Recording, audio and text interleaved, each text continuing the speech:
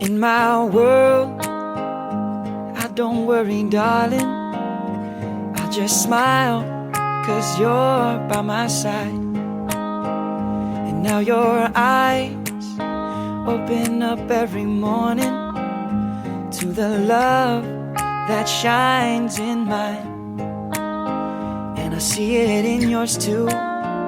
So now I sing to you.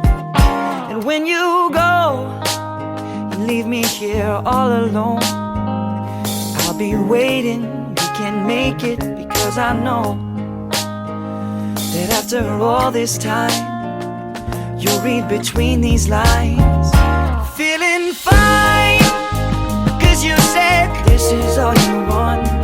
No more playing all this waiting. Hey guys, it's Anne Christine and welcome back to another Pampanga Staycation vlog. I hope na-miss nyo to kasi as you know, ang dami na nating na-feature sa Pampanga Staycation vlog series natin. Today we are here at Harden Resort sa Santa Ana, Pampanga. And we love it so much kasi ang ganda ng view ng Mount Arayat. And we're literally in the middle of a farm. Tapos it's a glass cabin and we have our own pool. So, ayan yung pool, just right outside. And can you see that?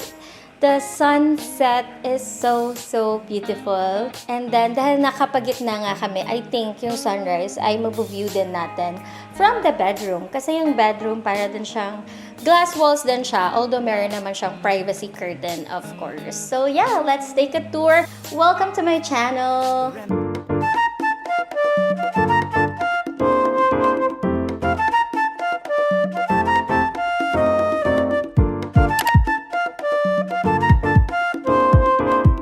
Good morning! And by the way, kung namamaga yung face ko, it's because kakabunod lang ng wisdom teeth. Yes, teeth, dalawa. Dito sa left side. Day 2 pa lang ngayon. So yeah, hindi ako masyadong makakain pa.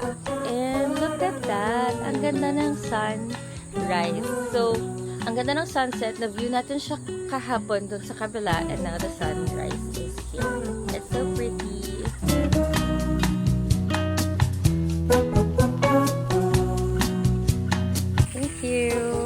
So guys, ayan, pwede magpabili sa kanila. Siyempre may service fee lang. Isipin mo na lang nagpa-grab ka. So we have pandesal and eggs.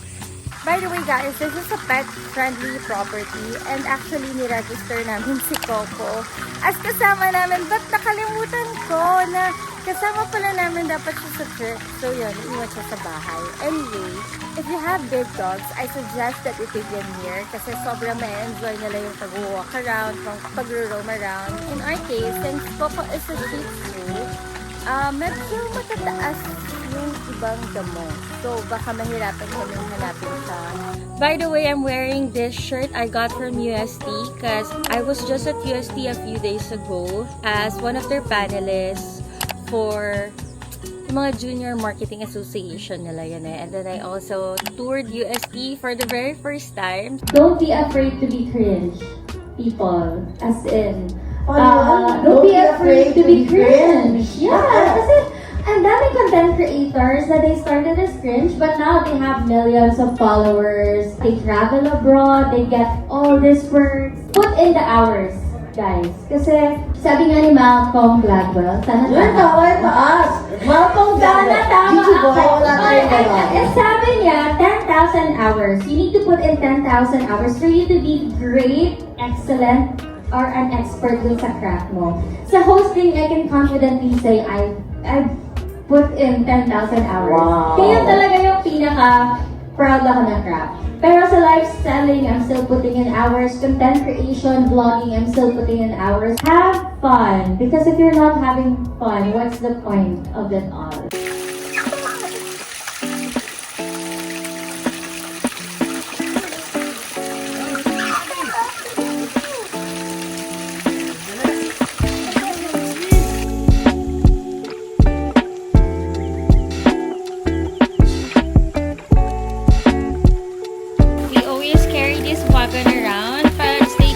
Ng Pampanga, Manila, ganyan. Basta road trip lang.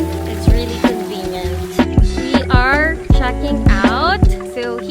nadaanan natin yung isa pang villa. This one is bigger. It has 3 bedrooms now. And then merong area kung saan ka pwedeng mag-billiards. And I think may guests ngayon. Kung ano ba nag-check out na ba sila? Hindi pa.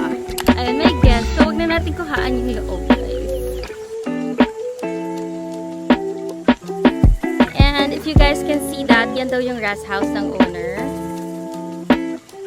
Let's take a closer look. I don't know if nakita nyo yung sa dulo niya na side na peak. Ang tawag dyan, North Peak. And actually, hinike ko yan last 2017. Grabe, 8 years ago. So, namimiss ko na. I should schedule another hike.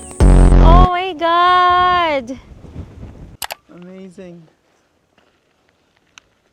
O nga dito solo mo.